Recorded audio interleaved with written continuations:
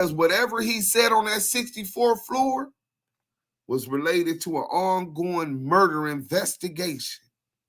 Well, I mean, Greg Caden and his partner, Dupree, who is Wack 100's handler, they were investigating the Biggie murder, the Tupac murder, and check this out.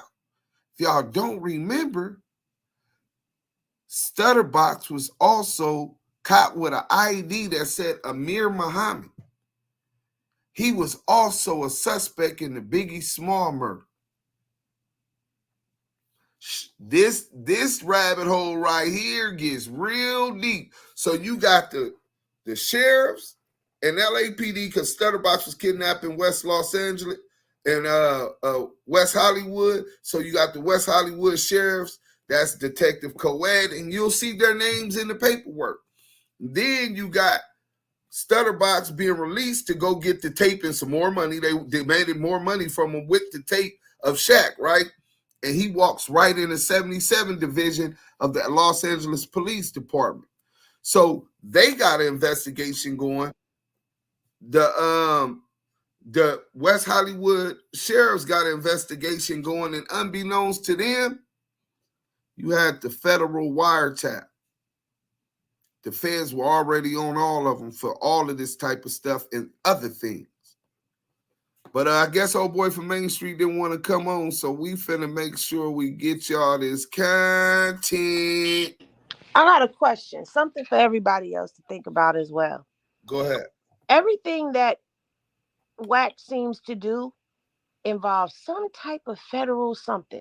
You got this where the feds was looking into it. You got the RICO case where the feds are investigating that. And with the Keefe D bail bonds, they submitting false documentation, which is a federal offense. All these Fed crimes that are happening, and he's still out here, and people still don't question. They still questioning this cs2back thing here. This was the first piece of content that came out that exposed him, and everybody still wants to think that this is made up delusional content. But if you look at everything he's into, he talks about my name isn't on any of these cases, like he tried to say his name wasn't on the case with the game. But clearly Priscilla going after both of them. He trying to say he don't have nothing to do with any of these cases that his clients are in. But yet, what the cases that do involve you, that do have your name on it, they're all Fed. But you still out here on these streets. You got clubhouse rooms that are being investigated or watched and listened to by the feds and local government. Because even in the Keefe D transcripts, it said that they listened to him on Clubhouse. So clearly everything he's doing is under investigation, but he's still walking around and nobody believes that he is an informant on some shape, form, or fashion. Right. Well, they got more excuses than a nigga going to jail, but they boss ain't going to jail. I can guarantee you that. He high power ratting. Screen TV News says, what about the statement David Austin made? The statement David Austin made. Well, that was Big U's alias. And the statement David Austin made was inadmissible in court. He's saying I should have never worked with Eddie Boy because Big U, David Austin, never waived his Miranda rights. So it's not admissible if he didn't waive his Miranda rights and you cannot prove that he told you that story. And I don't know where you from, Screen TV News. He definitely ain't from LA. I'm quite sure, right?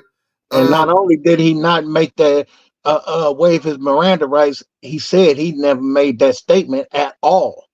Right. So it's his word against the police. And now, let me ask you this, Diamond. I'm from South Central Los Angeles, right? You from South Central, right? Different sides.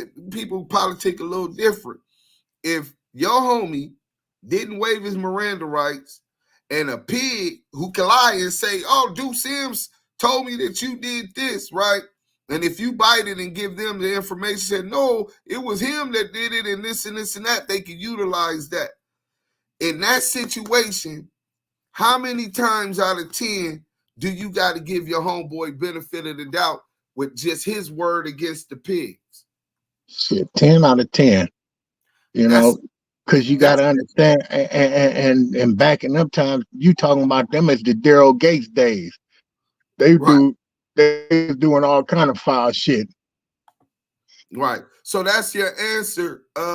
What was his name? Screen TV News. I hope you report that. You got the right to share the truth. You know what I'm saying? Hey, Deuce, we got a super chat, Deuce. We got a super chat. Okay, let's get to it. Let me read it real quick. Hey, super chat in the building. We got Shadia621 with let's get these likes up for the content.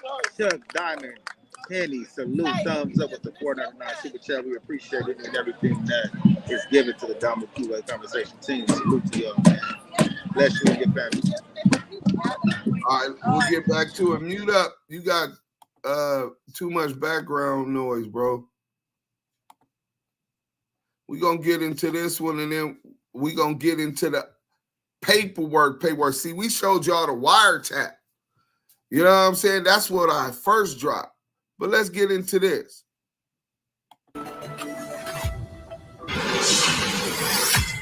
Yo, it's Duff for the Cloud Chaser TV, man. In part one of this case, we learned from Robert Ross, also known as Stutterbox, a Main Street Mafia Crip, and Wack 100's introduction into the case, that Wack 100 or cs2back's house got raided for getting caught on a wiretap on a conspiracy to commit murder, which he never went to prison for, according to the paperwork.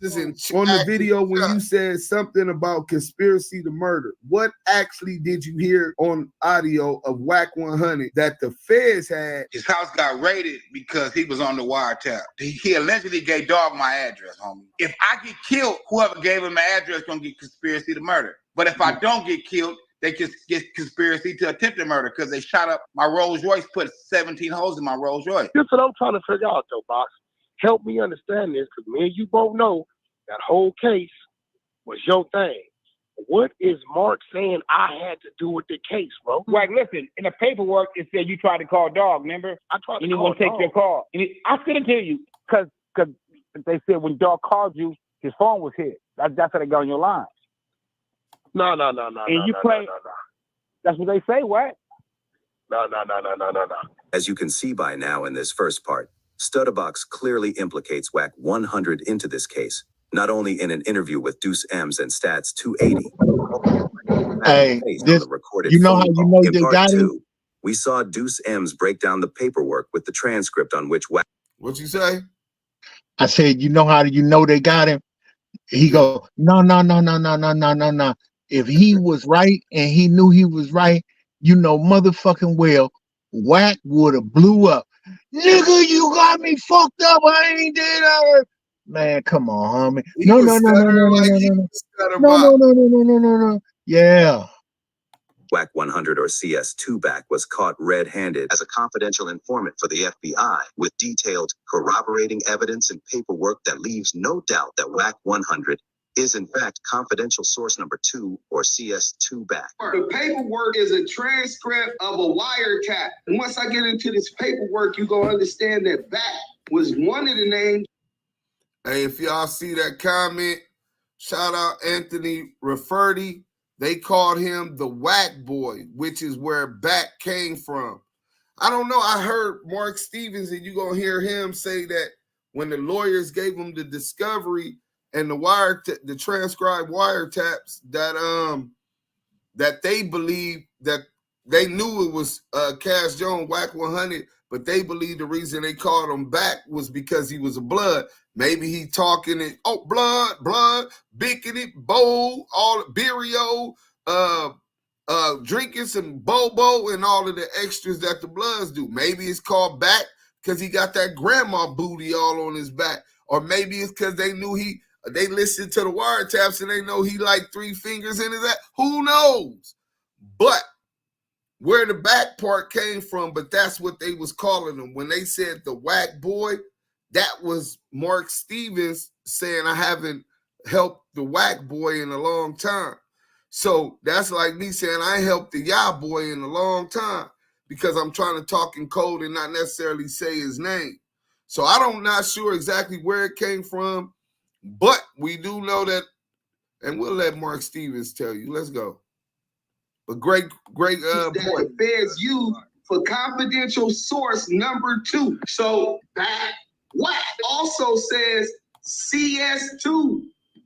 CS2, for those who don't understand law, is code word for confidential source. Wack 100 being on a wiretap talking about conspiracy to murder. That holds the same exact time as a murder, a life sentence. And if that's what you on wiretap for, and if that's what they came for you for, then how you out of jail? In part 3, Deuce M's and Stats 280 speak exclusively with the last key. Bro, I never heard that before. Anthony Rafferty, he said him constituents called him Wack Boy behind his back. That might be it, bro. Because that's what Mark Stevens called him, the Wack Boy. Let's go. Remaining character in this case. And the person Wack 100 directly calls on the wiretap according to the paperwork. Money Mark Stevens. In this bombshell LA shot caller, I think, business because manager Mark Stevens exposes his Wack homies might 100, not necessarily aka deal with Cash Crips Jones, like that, so the he former wanna Death Row sign up affiliate, Crips. and Pacoima Pyru Blood as a confidential Without it getting informant for the back FBI. to his back. What's going on? I'm here. We got Mark Stevens on, and Okay. hey Mark, can you hear me? Yeah, I can hear you. Can y'all hear me? Yes, sir. Yeah, we can hear you. Salute Mark Stevens. This that's the way to salute everybody. Salute. Yes, sir. So you was cool with him from the beginning, even negotiated on some business as he. Yeah, I met him. I met him with Stutterbox. I met him with the homie Stutterbox. That's how I first came to meet Wack, was through the homie Stutterbox, right? When I met him, dude was driving trucks, seemed to be cool. Box was like, yo, this was his neighbor across the street. He seemed to be cool. When Stutterbox defected, defected, Wack. That brother defected. It's like, yo, this was his neighbor across the street. Let's stop it right there. Shout out to homie Doe, Color Raps and Combs, Mark Stevens right here, Stephen A. Smith right here, and Big U right here. Here goes Mark Stevens again, and here goes Big U again. Two different pictures. Just so y'all know. He seemed to be cool. When Stutterbox defected, when he defected, Wack picked up the phone and was basically being the interim, the middleman, because he was telling me Stutterbox was defected. And I was like, okay. But my whole thing is, if he defected, why are you fucking with him? Right. So he says that Stutterbox defected, and then you get some phone calls asking to speak to someone else, right? Yeah, he called me. He called me, man. It was, man, a series of calls, 4 or 5 calls. He wanted to reach out to the homie, rest in peace, Dell Dog. And I don't give out nobody nav. So I called the homie Dell Dog. I'm like, yo, homie, you want to holler at this dude or what? Because he keep calling me. And he was like, nah, I'm good on that. I don't want to holler at dude. So at some point, you get a phone call from Wack 100, Cash Jones. And when he contact you, what did he contact you concerning? He wanted to reach out to Dell Dog, rest in peace. And he wanted to give Dell Dog some information that he had gotten from Stutterbox, right? It's like he was getting information from Stutterbox on what his plan was and what the get down was gonna be. And he wanted to talk to the homie and talk to him. And Dog wasn't getting on the line with him. And he kept blowing me up because he wanted me to get him on the line. Smart man. Rest in peace to Dell Dog, man. So he's talking about the phones is being compromised. Is that one of the things that he told you? Well, the homie Dell Dog never trusted dude. You follow me? Right. So Dog didn't know was the lines compromised or was they wired up for sound or not. He just wasn't gonna chance it. You follow me? Right.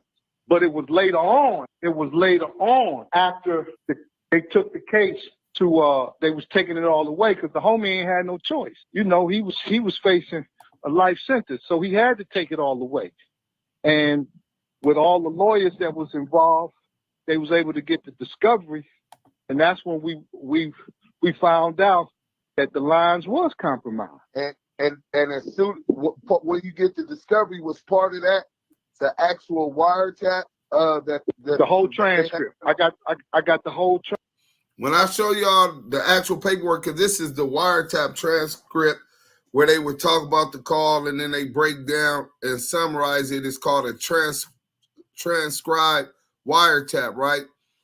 But you just heard one of the targets of the investigation, Money Mark Stevens. Remember Tiny Draw said, you know about Dale Dog, you know about Money Mark, you know about Stutterbox. What Stutterbox got to do with this? Nigga, I'm talking about that paperwork. These two, Shaq's right-hand man in the allegations Stutterbox is presenting, accusing Dale Dog of sending people to kidnap them, bringing them to him to torture, all of that type of stuff. The extortion of Shaquille O'Neal and Mark Stevens by Wack 100 and Stutterbox, right? The conspiracy to extortion by Wack 100 and Stutterbox. All of this still circles around Shaquille O'Neal. You could go to the LA Times. You could Google it. Everything's going to come up, the lawsuit around and targeting Mark Stevens, because if you get Mark Stevens, that's how you connect him to Shaq, right? This is his right-hand man. And he just told you that he had this paperwork. What he got to make fake paperwork for? This a millionaire, sports agent. Ron Artest, Pac-Man Jones, Shaquille O'Neal, multi-millionaires who had illustrious sports careers and endorsements and still getting paid today. Films and podcasts, right? Still getting paid today. What does he need to make fake paperwork for when his attorneys had to give him the paperwork? Obligated to give him the paperwork as long as he asked. I just want, when they question authenticity, I just want y'all to know this came from the man. Transcript. The whole transcripts of the whole wiretaps. And do you, in that paperwork, do you see your conversation with Cash Jones in them transcripts? That was the initiating. That was the initiating when they started recording. Right. And how did they refer to Cash Jones? In the paperwork they put him as Back, B-A-C-K. And correct. I kept asking the lawyer, like, who the fuck is, I ain't talked to no Back. And they said, nah, that's Wack. But they put him as Back because he a blood. So it's Back. And I said, oh, okay. And was this Back also referred as confidential source number 2? Yes, sir. Correct. Well, man, I'm glad that the truth was able to come out. And it's sad. But bigger than that, homie, right? I watched dude, man. He said some things about the big homie Shaq, that wasn't true. He said some things like he been trying to destroy the big homie Big U name. And I'm seeing and watching this, and I called the big homie U. We was talking. I said, yo, when you get into Atlanta, man, come see me. Because I had what I had for years. And when I gave it to the homie, I said, man, you read it. Because it was a big-ass textbook of shit. And the homie just sided with what was right. He said, I can't fuck with dude no more. And that was the end of that. Until Wack started attacking, and that's when Wack started attacking him with false allegations and all of this online weird shit, right? Correct, because the homie Big U asked me why I didn't fuck with the nigga, and I said, when you pull up, I'm gonna show you. I want you to read it. And when he read it, he was like, oh, okay, I see why you don't fuck with the nigga. I can't fuck with the nigga. And that was it.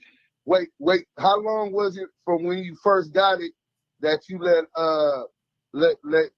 met you in Atlanta to show him the work? I got the paperwork from the attorneys probably in, I want to say 12 or 13. because it was a series of, remember the incident happened. To answer your question, who had an Amir Muhammad ID? Stutterbox, the victim and snitch on this case. Well, one of them. Unlike Wack 100, he act like he don't know that more than one person can't tell on a big conspiracy case. Let's go. In 07, 06, 07, but Box had went to prison. He called a drug case, so he went to prison, and they waited to almost the last month of the statute of limitations to go get the homies from Main Street. Right. So it had been about a 5-year period from the time that had happened to the time that they came and got the big homies. And then once they got, how did you feel about you waiting that long now? Well, he chastised me, and I never, one of the things, bro, and it's like it's the slippery slope, as people say, right? Like on one end, Wack, the nigga, he wasn't doing no harm, right? He was just trying to move around and be the tough guy. Okay, cool. You know what I'm saying? My whole thing is, okay, that's what you want to do, cool. But then it went from that to I heard what he was saying about the big homie Shaq, and then I heard what he said about Big U, and that's when I picked up the phone. I said, hey, you, man, I want you to read something, man. And then once you read it, once you know, That's Quran. That's the Holy Quran. Once you know, you're accountable for what you know. And when he read it, he said, okay, I see why you don't fuck with dude. I can't fuck with dude. And that was it. Let me tell you something, man. I probably haven't seen nor talked to Wack in years, and, I wish everybody success and happiness, but not on the basis of lies. Right. And not on the, and really indicative of your character, Mark, because you have a whole campaign publicly of a brother that's heavy in our community positively, helping get these kids graduated from school and into football and all of these other positive things. And he smutting his name through the mud just because he decided not to deal with them. And brother, well put. Look, I call the homie Big U all the time. I call him the naked truth. And he always be like, why you call me the naked truth? I said, because Wack is the well-dressed lie. Bitch, I'm naked right now. It's an old parable about truth and lie. Nasty word. And, lie jumped out the water and put on truth clothes. So you had a well-dressed lie, but then truth got out the water and it was naked. So you got the naked truth that's trying to run down a well-dressed lie. Feel what I'm saying? Throw a rock and hide his head. Right. That's a familiar tactic that he used. But we needed to get the truth where truth appears, falsehood disappears, man. And I wanted to hear that for myself, man. Man, hey, man, I appreciate you, man. And, God bless. But like I said, man, it's a lot of things is just a well-dressed lie. That's all I can say. Right. And that's what Cass Jones is. He is the well-dressed lie. Yeah, and Big U is the naked truth. It is what it is. He always stood on the side of truth. He ain't never wavered from that.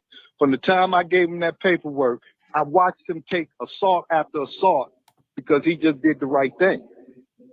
He just said, I can't fuck with you. And I'm so glad that he ain't responded publicly to these negative lies because he's above that shit.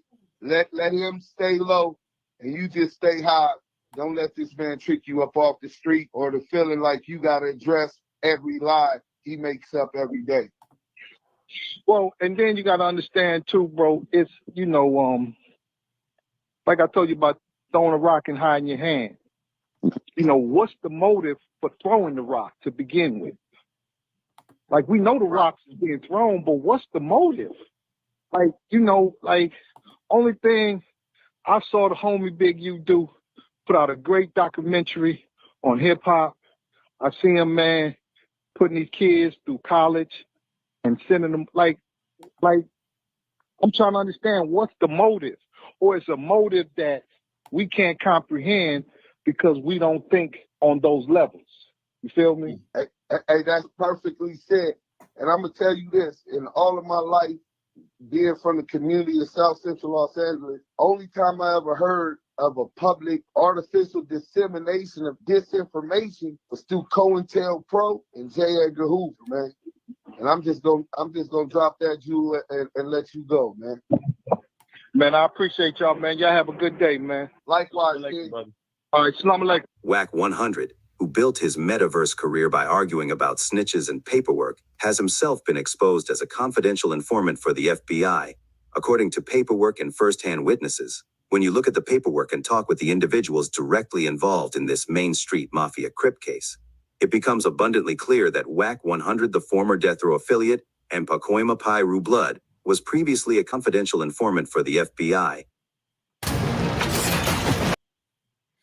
Big Stone say, why cs2back didn't call Mark on Clubhouse? Nah, he brings the police. Nasty work.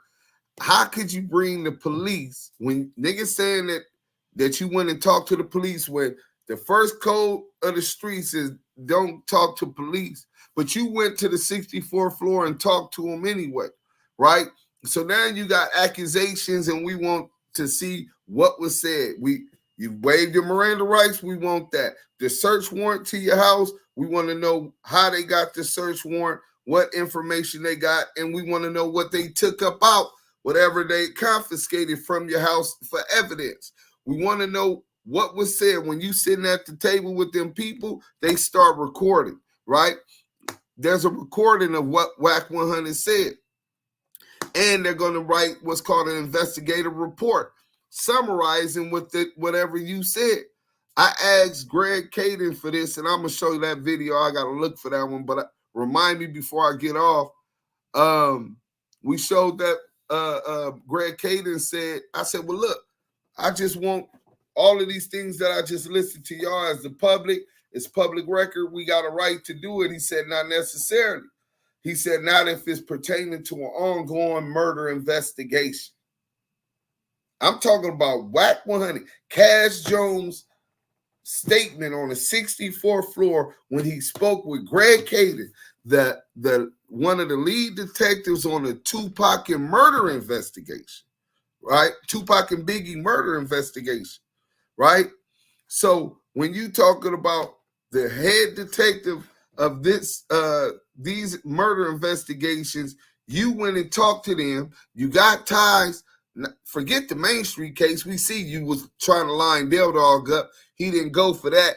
They referred to you as confidential source 2 back, which means you was already working. That's established. We're talking about when you went up there to talk to these two people who are seeking intelligence and evidence to seal off the Biggie Small murder. Now remember, Biggie mom filed that Detective Poole from the LAPD had believed that the police were involved, had did an extensive investigation, wrote a book called The Labyrinth with all of this different evidence and all of these other crimes that Death Row was alleged to do. Building the case, he believed that the police and the LAPD were a part of it. He ended up dead. They said he had a heart attack in the office while they were talking to him at work. Next thing you know, in comes Greg Caden. Why would they put Greg Caden on such a big case when he already was a disgraced cop? He had let Mexican George, who owned the Numero Unos, Diamond, you know about the Mexican George case? Yeah, he had already been reprimanded by the judge on that case. Right. And on that case, Mexican George, who owned all the Numero Unos in LA, allegedly one of the biggest amigos in LA when it come to getting that bag, right? He beat his federal case because this dude threw the case. So I believe he was brought in as a cleanup to cover up so the city and the LAPD would have to pay the money to Viola Wallace, Biggie's mom, if the facts came out. And Wack 100, Reggie Wright Jr., Stutterbox, all of them talk to this federal task force. So let me get to this real quick because I think Yael can remember this. Let's go. Conversation. Oh, hold on. I'm gonna have to start it over. That part was. Don't forget that. I thought he said the first I was rule caught up in is the middle on that. don't talk to the police. Well, Let's go. Wait, back up. Remember I was fighting strikes? Yeah, that's it. Remember I was fighting 3 strikes? That's the lawyer that helped me get off. Remember I was fighting strikes? Yeah, that's it.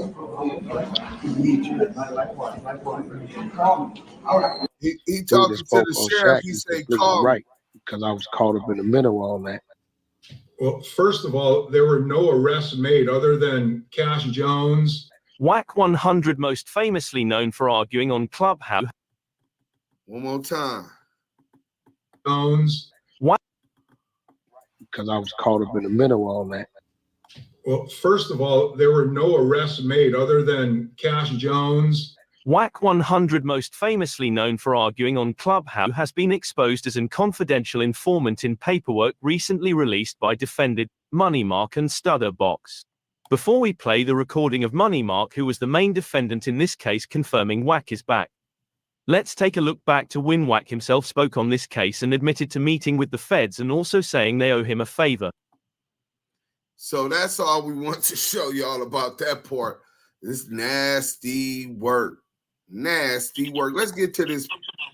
Let's get to the paperwork. We cooking tonight. Hit that like button, man. Y'all got to show a little bit of respect. We got Henny Gang in the building. Shout out to Henny.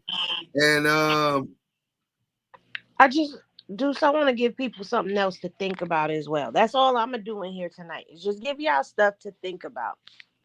Well, I appreciate Why it. would they ever owe him a favor? Does that even make sense at all to anybody?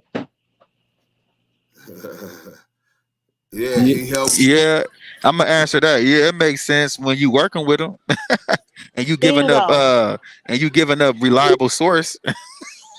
Bingo. and you at 137. Hey, listen, hey, niece, I'm gonna tell you one more time. If I drop a dime, you're going down. Let's start. You know the old cliche, a favor for a favor. Fact. All right, so we'll start with this one. All right, this is Stutterbox statement to police. Based on we ain't from Main Street Crip, I know y'all don't respect the laws of the land. We do. So all of their sores and wounds ain't our business, but cs2back is. But we definitely finna get into this paperwork. And we made sure that we cut out some paperwork, some names that aren't pertinent to what we were focused on doing out of respect for the Main Street Crips. So, on February 10, 2008, victim Robert Ross was kidnapped from the parking lot of the Pink Dot, a business located on Sunset Boulevard in the city of West Hollywood. Hey, they said this paperwork was fake. Y'all see this this number to the discovery? Y'all can get at the courts and get this same paperwork. It's on every page, but it's fake. But he was ordered at gunpoint to enter his vehicle and drive to 127 East 104th Street. I guess we knew the address too to put it in there, the fake address. Once at that location, he was assaulted and robbed of his jewelry and money. After being allowed to leave the location, Ross drove to the LAPD 77 Division to report the crime. LAPD notified West Hollywood Sheriff Station of the crime, which initiated in their jurisdiction, and they dispatched the radio car to take the first report. LAPD Detective Mark Arenas assumed the investigation from West Hollywood Sheriff Station due to his involvement in an ongoing federal investigation involving the Main Street Crips. So Mark Arenas, Detective Mark Arenas, was already involved with the federal investigation. He's part of the federal task force that later linked up with Greg Caden and his partner. On February 12th, 2008, Detective Mark Arenas and Christian Marikich interviewed victim Ross and showed him a series of 6-packs containing the suspects involved in the kidnap, robbery, and assault. The following suspects were positively identified by victim Ross: James Harbin, and then I guess that's his birthday, a.k.a. Wood. Deion Hawkins, I don't know Wood. Deion Hawkins, male black, his birthday, a.k.a. D-Lo. I don't know D-Lo. Eddie Hill, male black, his birthday, a.k.a. Lil West. And Taekwon Wingate, male black, 5, and then his birthday, a.k.a. S.K. A single photograph of Liddell Rawls, male black, his birthday, Dale Dog, was shown to the victim Ross, which he positively identified. It should be noted that victim Ross grew up with all of the suspects and has known them for years. After the 6-packs were shown, the case was reassigned to the LA County Sheriff's Department, Major Crimes Bureau, Detective Marcelo Quintera. Do you guys hear Greg Caden's name on any of this investigation? Well, I didn't see it either. Let me see if we could go to the next page. But wait, dudes. So allegedly, they're alleging that you sat and you made up everybody's date of birth. You done made up addresses and locations and all types of stuff. Yeah. I think y'all made up everything. Y'all made up. Hold up. But didn't he just get busted in Vegas for false paperwork to the court? Submitting Right. You know what? I'm going to go back to the back. All right. So let me see. That was page 2. Let's see if we can find page 3. I think this might be it. During this same period of time, O'Neill and Stevens felt Ross was causing too much bad publicity for them because he had been arrested for possession of a firearm and was dropping O'Neill's name to police when stopped for a traffic violation. O'Neill and Stevens therefore made the decision to sever all ties with Ross. Within the next couple of months, Stevens received a voicemail message from Ross stating, "I need to talk to you, man. The big fella, he's slipping. He's making a lot of mistakes." Soon after, Stevens received a call from Cash Jones. Who received the call from Cash Jones? Money Mark Stevens.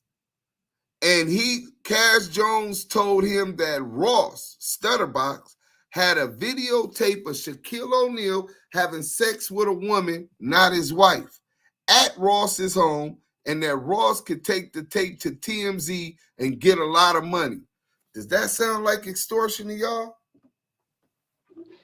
I ain't the smartest or the brightest bulb at times, but that's what it sounds like to me.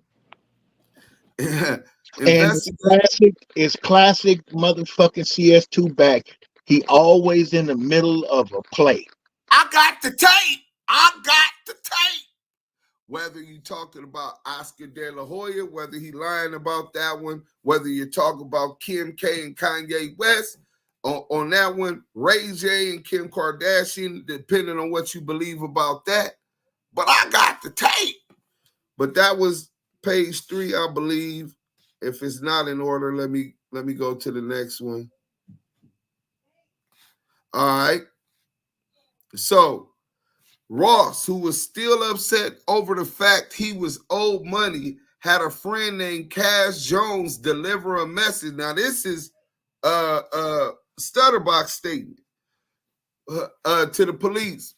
Had Cash Jones deliver a message to Mark Stevens and Shaquille O'Neal. Jones told them that Ross had a videotape of O'Neal having sex with a woman inside of Ross's home in July 2007. Stevens, who had been to Ross's home, knew that he had surveillance cameras throughout his home and that O'Neal had, in fact, been there. Ross told investigators Fournier and Coet. Remember, we just played the little clipping where the police said the only person that we were able to arrest in that investigation was Cash Jones? Well, here is his name right here, Detective Coet, and his partner Fournier. Stutterbox is talking to them, and their name is in the paperwork. We done said a lot of police officers' name. One name that we ain't said was Greg Caton, who Wack said was the lead investigator of this case. That's bullshit. He didn't come on until later on. So Ross told investigators Fournier and Coet that he viewed the surveillance footage from the surveillance system monitor. However, he never downloaded it to a tape. He said the footage has since been recorded over by later surveillance. Ross was adamant that he was just bluffing in the hopes that he would get the money that was owed to him. So the money that he feels is owed to him, if you paid attention earlier, Wack 100 was talking on the first video that I showed and said that they cut Stutterbox out of the Ray J deal when he brought Ray J to the table. Ray J was his friend. Ray J was also one of his neighbors, right? In that same little gated community or whatever. So the kidnapping and robbery took place approximately 2 weeks after Jones delivered the message to Stevens and O'Neal.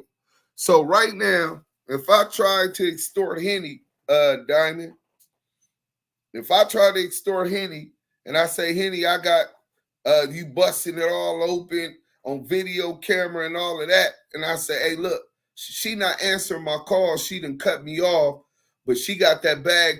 This is the play. I'm going to get my money back that she owed me. Tell her I got a video camera of her busting it open and or having sex with somebody who's not her husband or her girlfriend, depending on whatever her preferences is, right? And TMZ will pay a lot of money for it, and you take one overt act and move toward that and contact Henny to press that message. Don't you believe that that's an overt act in a conspiracy to extort by the law? I just want to hear y'all take on that. Yeah, that's conspiracy. Right. And all of this is in the paperwork. You know what I'm saying? So investigators asked Ross why Mark Stevens and or O'Neal would have Liddell Ross organize and execute the kidnapping robbery. Ross explained that early on with his negotiations with O'Neal, Ross brought O'Neal to the Main Street Crip neighborhood and introduced him to Ross, which is Del Dog. O'Neal quickly realized that Ross was the leader of the Main Street Crips and befriended him. O'Neal funded a documentary for Rouse under his personal record label called Deja 34. Ross claims that O'Neal has been to the neighborhood on several occasions. In one of O'Neal's rap songs, Can't Stop the Rain, O'Neal acknowledges Ross by their gang monikers, Dog and Box, and acknowledges the Main Street Crips. Investigators asked Ross how he was able to escape from Rao's home. From Rao's house, he said he told Ross that he had made a call to his mother and sister prior to his arrival at Rao's house, and they would wonder what happened to him if he never made it home. And then it's cut off. I got to get a better copy of that one. But let me see if we can swing this thing this way. Boom. September 11 at approximately 1300 hours. This is the police talking to Ray J. This is a Main Street Crip case. Let's talk about that. Main Street Mafia Crips are under investigation by the sheriffs, LAPD, the FBI, the DEA, and they talking about a self-proclaimed Paru, Wack 100. They're talking about to Mark Stevens, who has no gang affiliations or ties. He's not a Main Street Crip. And then they're talking about Shaq, he's not a Main Street Crip. Shit, he's a damn police in several different cities, right? And now we're talking about another power root, Ray J. On September 11, 2008, at approximately 1300 hours, investigators interviewed Ray J. Norwood. Norwood is the rapper who victim Ross introduced to Mark Stevens to facilitate a recording contract with Koch Entertainment in New York.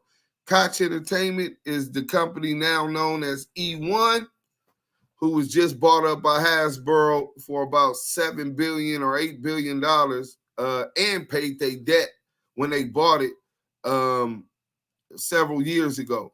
Nor that he and Ross are neighbors and became friends. He learned that Ross had connections in the music industry and inquired about making a contact regarding the record deal. Ross introduced Norwood to Mark Stevens, the co-owner of Deja 34 record label based in Atlanta, Georgia. In November 2007, Ross traveled with Norwood to New York to meet with Mark Stevens at Koch Entertainment. Stevens made it clear that Ross would receive his fair cut, a percentage from sales, if Norwood was to sign with Koch Entertainment. After weeks passed, Ross learned that he would not be compensated for his involvement in the signing of Norwood. Koch Entertainment became impatient and threatened to call the deal off. Ross told Norwood, go ahead and sign the contract, and that he would deal with his own issues with Mark Stevens. So, this is where the whole problem started.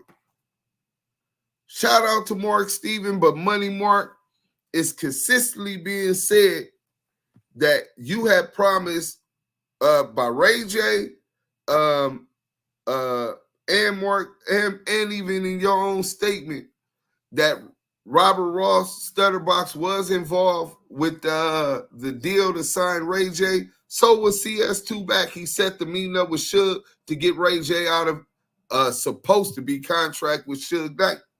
And that's how he became security. Mark Stevens made Wack 100 security for Ray J once they got him signed and had the thing. It was Koch Entertainment, Deja 34, Knockout Entertainment, a 50-50 deal. They cut him out. Koch Entertainment became impatient and threatened to call the deal off. So Stutterbox told Ray J to go ahead and sign the contract. He'll deal with his own issues with Mark Stevens. It was Norwood's belief that Ross was not treated fairly and should have been compensated for his role in the project, especially after Stevens told him he would be compensated. Norwood told investigators that he acknowledged Ross on his latest album cover by writing, "Box, thanks for putting this whole deal together." So, you know, the police went and checked the album cover and seen that also, right? So that's Ray J's statement to the police. Well, let's go. This is all fake paperwork, though. We wrote this up. You know what I'm saying? We made all this shit up. Well, if you made it, why you didn't include his booty goons? Right. I didn't know that. I don't know no booty goons. So Ross stated that on February 10th, 2008, he drove to West Hollywood area to meet some friends at the Pink Dot, located on Sunset Boulevard. He estimated that he arrived at the location around 10 p.m. He parked his vehicle in the driveway to the location, then got out and began talking with an acquaintance known only as H. Approximately 10-20 minutes later, Ross recognized a member of the Main Street Crip gang known to him as Wood, real name James Harbin, pulled his truck up next to the location and stopped. Harbin exited the vehicle and walked across the street and began urinating in the bushes. Harbin got back. Stutterbox ain't that shocked. Okay, all this going on, and this nigga go over there, don't acknowledge me. He from the hood, and he over there pissing. He buying time. Let me get my shit. Harbin got back into his truck drove 1 block away, pulled over, and stopped. Approximately 3 to 4 minutes later, 3 other vehicles pulled up next to the Harbin. All the vehicles then made a U-turn and drove back to the pink dot. Harbin parked his truck behind Ross's vehicle, which prevented him from leaving. Harbin exited his truck, approached Ross, and told him that Dog, real name Liddell Ross, wanted to see him. Ross explained that Dog, or Del Dog, is the shot caller leader of the Main Street Crips. Harbin told Ross, all the homies are strapped, meaning they all had guns on them. If we wanted to kill you, we could kill you. Ross recognized D-Lo, Deion Hawkins, Pat Rat, Marlon Hunt, and SK Taekwon Wingate, all Main Street Crip gang members at the location. There were other young members from the gang who he did not recognize. Ross could see that they were all armed. Harbin called Ross on his cell phone and told him, we got him. Ross heard Ross say, if he tries to get away, y'all do him. So now they got him. They call and tell Del Dog, and Del Dog said if he tried to get away, murder, allegedly. Ross understood this to mean if he tries to escape, to kill him. Harbin handed Ross his phone and he spoke with Ross, telling him that he didn't want to go back to the neighborhood because he was scared for his life. Ross told him that he had no choice and said, I knew I'd get you. He then told Ross to get a phone back to Harbin. Harbin told Ross to get inside the car and that he would ride with him back to the neighborhood. Wingate got in the back seat of Ross's vehicle. However, Harbin told him to get out and go back in the vehicle he came in. Ross drove his vehicle back toward the neighborhood as instructed, with Harbin riding in the passenger seat armed with a handgun. Deion Hawkins followed behind, driving Harbin's vehicle. Someone from the group drove Hawkins' black Yukon Denali. Hold on, who down there? Let me pull him back up. Oh, that's Diamond. All right. Harbin told him to get out and go back into the vehicle he came in. Ross drove his vehicle back towards the neighborhood as instructed, with Harbin riding in the passenger seat armed with a handgun. Deion Hawkins followed behind, driving Harbin's vehicle. Someone from the group drove Hawkins' black Yukon Denali pickup truck back to the neighborhood. 2 other vehicles. Well, I wonder how I knew that what kind of cars they had and shit. 2 other vehicles described as a blue Chevrolet Tahoe and a small car followed behind them. Once arriving in the neighborhood, Harbin told Ross to park in the driveway next door to Ross' house. This house belonged to a fellow Main Street Crip gang member named Big Herb. Ross was instructed to get out of his car.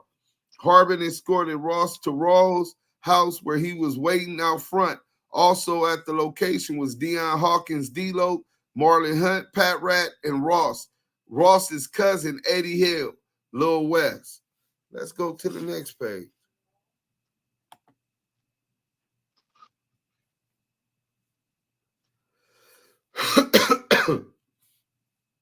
Rouse acknowledged Harbin and Hawkins for their successful job. Harbin then left the location. Rouse had Hawkins move Ross's car from Herb's driveway to the rear of Ross' house where it could not be seen. Rouse, Hill, and Hunt then began striking Ross about the head and body with clenched fists. Rouse escorted Ross through a side gate leading up to the entrance to the house. He told Hill and Hunt to remain out front and be a lookout. Ross estimated that he was on the front porch of the house for 1 hour. During this time, Ross told him, I've been waiting to get my hands on your ass. And he hit Ross over the head in the face with a .45 caliber pistol. Damn, I wonder how I was able to get that detail. Since this is fake paperwork, the force from being struck with the gun caused his bottom lip to split open and caused contusions to his head and body. After approximately 1 hour after arriving, Rouse escorted Ross to a converted music studio located in the rear of the house. Rouse struck Ross a few more times and then took his diamond necklace, a Rolex watch, and a pair of 1-carat diamond earrings from his person. Rouse was removed $15,000 cash from Ross's pocket. Ross explained that he had this money to purchase a vehicle the following day. During the assault, Riles told Ross, Mark and Shaq know who the real boss is now, and said, why shouldn't I kill you right now? Riles then demanded the videotape and $100,000. Ross explained that this kidnapping and assault was the result of a business deal gone bad, and Shaquille O'Neal's belief that Ross had a sex tape of him, Shaquille O'Neal, with a woman who was not his wife, and that Ross was having an affair with his wife, Shani. He said that near the end of 2007, he befriended a rap artist named Ray J. Ross negotiated with a music recording executive named Mark Stevens, whose business is located in Atlanta, Georgia. Stevens is partnered with NBA player Shaquille O'Neal, who funded the company. During the negotiations, Stevens agreed to pay a percentage from the profits to Ross if Ray J signed with Koch Entertainment, which is based in New York. In November 2007, Ross flew with Ray J to New York to meet with Alan Koch and Mark Stevens regarding a recording contract. A few weeks later, Ross met with Stevens regarding his contract and the recording contract for Ray J. During this meeting, who keep going out?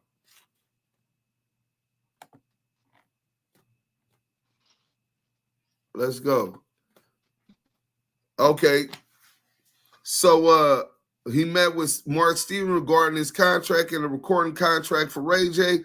During this meeting, Stevens let Ross know that he would not be receiving any money for his involvement in the project and that there was only one contract, and that was for Ray J.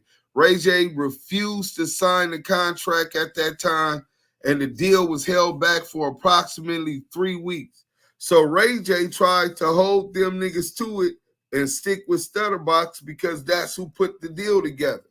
You know what I'm saying? So shout out to Ray J for trying to keep it a buck with his peoples and make sure that his people got paid. But how would I know this if this paperwork was fake? You know what I'm saying?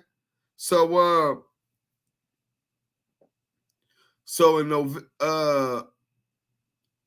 ultimately Ross Stutterbox convinced Ray J, man, go ahead and sign anyway, man. I would deal with my own contract issues later. So now you gotta think, nigga cut a nigga up out of deal that he put together, a nigga gonna feel a little salty. During the next few weeks, Ross continued to request his money from Mark Stevens. Stevens made it clear he was to get nothing. Ross also talked to Shaquille O'Neal in hopes that he would agree to pay the money owed. During this period of time, O'Neal apparently was going through marital discord and had his wife followed by private investigators. O'Neal received photographs of his wife having lunch with Stutterbox. He became angry and got a message to Ross that their business was done and to stay away from his wife. So now it's starting to sound like he was supposed to get paid. Shaq got a private investigator to investigate, found pictures of Stutterbox messing with Shani, and now they cut him out the money he was supposed to get. Dick and pussy shit. You know what I'm saying? So you got Money Mark statement, Ray J statement, Stutterbox statement, and then I'm gonna give y'all Shaq's statement, and then we gonna end the day. I'll get back into the rest of the paperwork tomorrow. Because tomorrow we is flaming CS2back up with the new information and the whole new documentary that shout out Scandalous Los Angeles. Let me see who is this. Been denied. Let me find this page if I can find it real quick because I don't want to take too long. Oh, I do want y'all to see this. Let me blow this up. The paperwork y'all said was fake. Attached is a copy of the transcribed call between Harbin and Rawls, which was intercepted pursuant to a federal Title III wiretap case referred to Section 16938. So the wiretap that I'm telling you, is pursuant to federal Title III wiretap, and you can refer to session 16938. Just so y'all don't keep believing these rats that try to deny the authenticity of this paperwork. Well, that's it. I can't find the Shaq thing, so tomorrow when we come with the new documentary, I have the other stuff in order, and we'll start with the Shaquille O'Neal statement. Let me hear it. Anybody, Yael, you got anything you want to say about it? Man, it's old truth that's still relevant, man. Y'all hear all the content, y'all hear all the facts that's been brought out. So really and truly, man, it's really up to the people to just understand, like, we regurgitate this information because it's very important, it's valid. Don't sleep on it. Damu Kiwe Conversations. Yeah, I just feel like when it comes down to the truth is always going to stay the same. Meanwhile, you know, a lie is ever changing, ever evolving. This has been the same from the day the content originally dropped about this paperwork all the way up until now. So it's up to the people to decide, do they want to believe an ugly lie, well, a beautiful lie, or an ugly truth? Because all of this is backed up. Nobody has time to sit and make documents except for cs2back. All of us got active lives, so we be active in our chucks, sipping on our henny. You feel me? But you know, really, people digest the information and really look at what you're being given, because this information here is laying down the groundwork to everything that we've already been exposing. So now when we start bringing you all of this different content, all these different documents that are coming out, always refer back to this, because it's the same plays, it's the same tactics, it's the same moves. Nothing about anything that he does is brand new. It's all recycled acts that he does that all play a part and come out in these documents. Pick a case. The Ray J Rico. Wasn't there extortion being done in that case? Threats against that man's livelihood and his life? So when we get into all of this content, just always look at the facts and weigh it out. That's all I got to say on it. Diamond?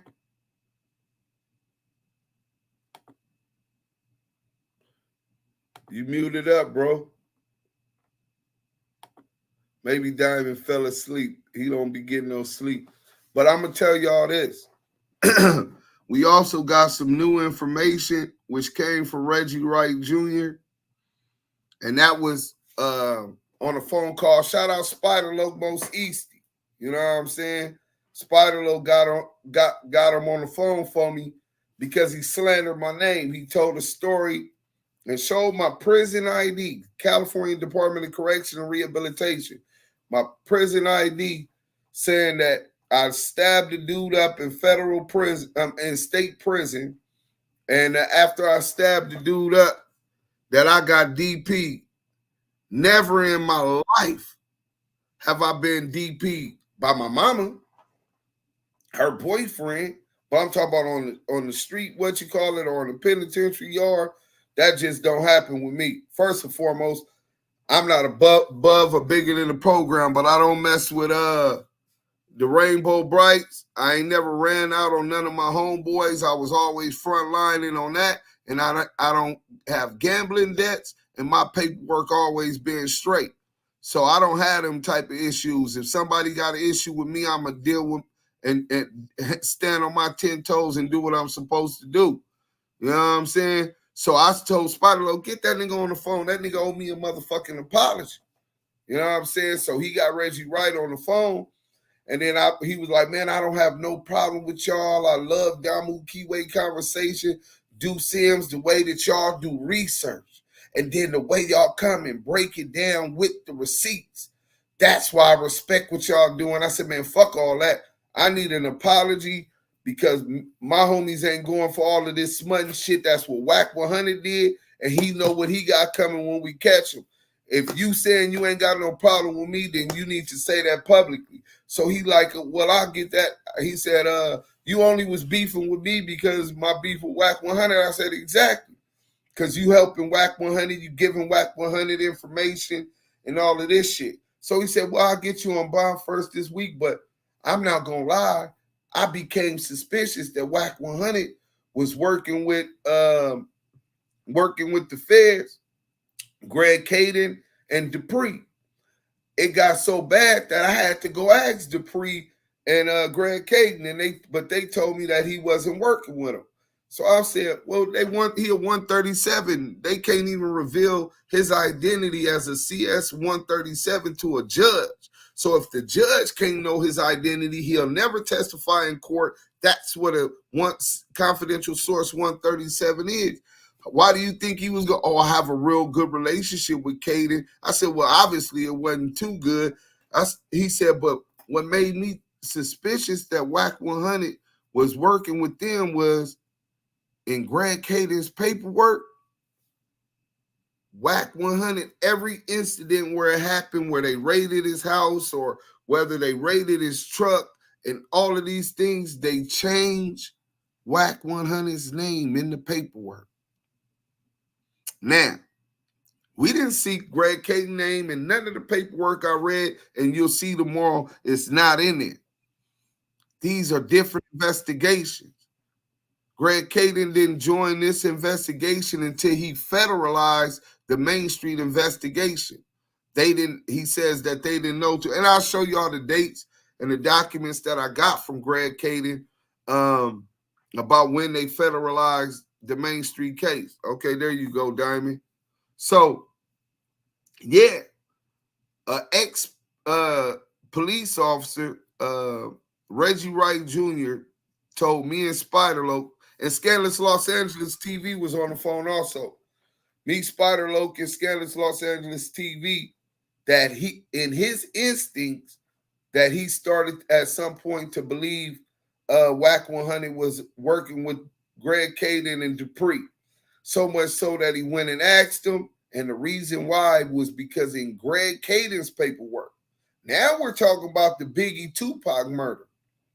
And then I'm going to show y'all something, and then Henny going to take us out. Let me see. Can you hear me now? Yeah, go ahead while I find this, bro. Perfect segue. Yeah, no, I was just saying, like Mark said, he wanted to be the tough guy involved in everybody's bullshit, you know? Right. And got himself embedded in there, you know? It's not a doubt in my mind that he is who he is, and that's cs2back. Right. Nothing else? Nah, man, that's about it. Shit. Hey, but I want to know why. Hey, he said he was gonna sue you for putting this documentary out. What happened with that?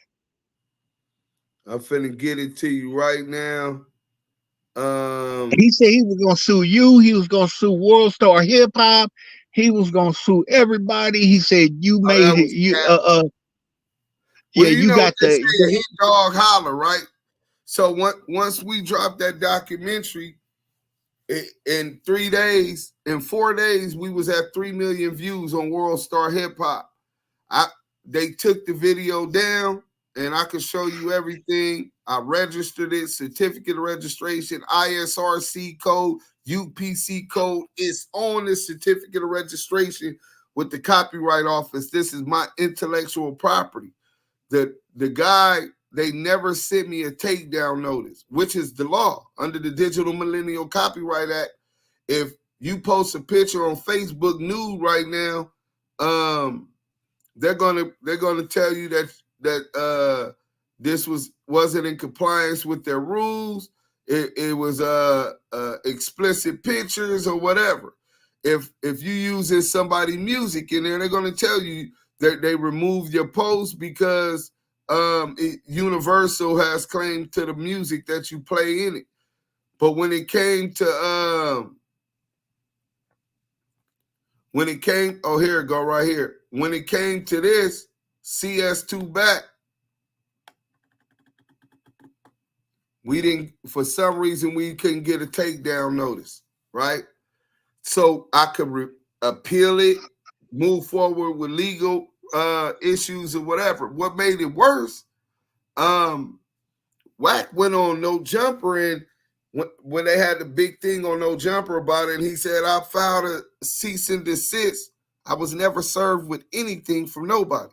And I could show y'all the documents.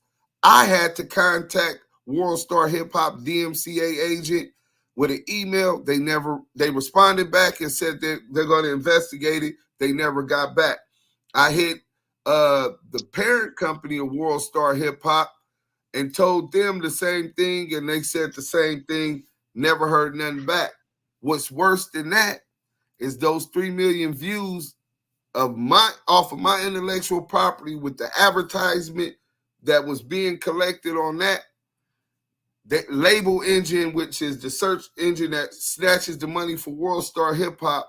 After they took down my video and I published it on YouTube and other people were reacting to it, World Star try to claim the money for my video. So they're going to act like they're doing what they want to with my property. On top of that, they're going to take the money that's owed to me for my property. So World Star, we will be hollering at them real soon. Believe that. In fact, they got a demand for payment coming also. But guess what? After World Star did that, I put it on YouTube. And about a month or so ago, I got a takedown notice for a copyright strike. I got a strike. And guess who the strike was from, Diamond?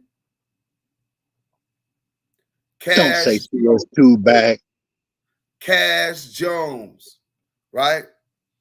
Cash Jones gave me a copyright strike saying that this was his property, that he owned this property, that I already registered all of this shit, paid Imam, who over there sucking him off now.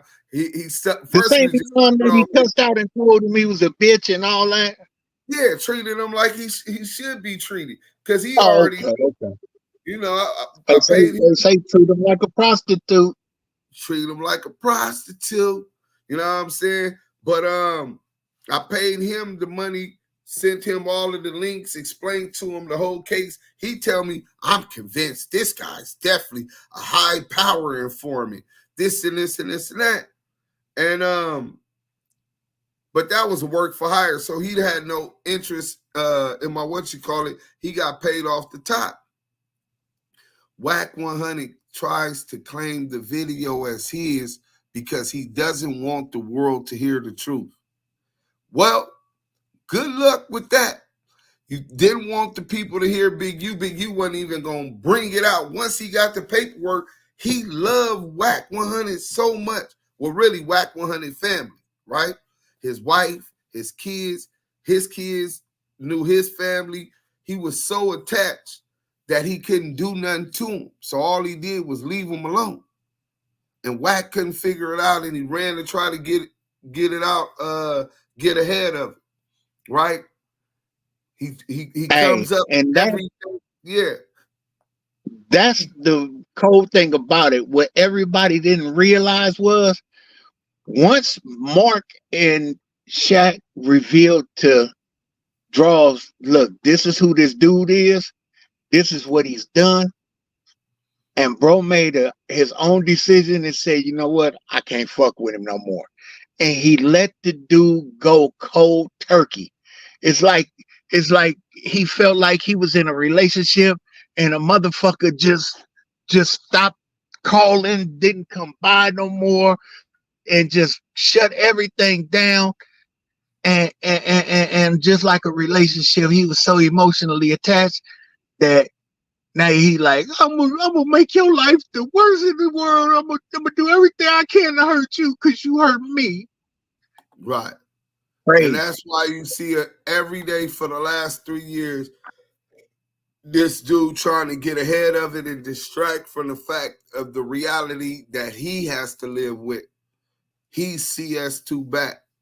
And the fact that he had Hassan Campbell leak all of this stuff about Big U or whatever after Marley Marl gave him the head up. Now, the reason why Big U cut you off because he got that paperwork on you. What paperwork? Yeah, some shit with the main streets or whatever. So he tried to get ahead of that. It's the same thing with this documentary. He was trying to get ahead of that so he won't be exposed for the rest of his life. In fact, he hollered at one of the dudes from Main Street and offered him $20,000 to come on Clubhouse and for an interview to say that he's not cs2back. Salute to that brother, and we won't even say his name for keeping it gangster, holding that bitch ass nigga accountable and turning down that $20,000. Some shit, some people can't be bought. Good names worth more than gold, and that's invaluable. We gonna go let Henny take us out, man. The only way that she know how to do it, man. All right, y'all. When y'all rest well. Love is always love, and we'll see y'all in the next one. Damu Kiwe.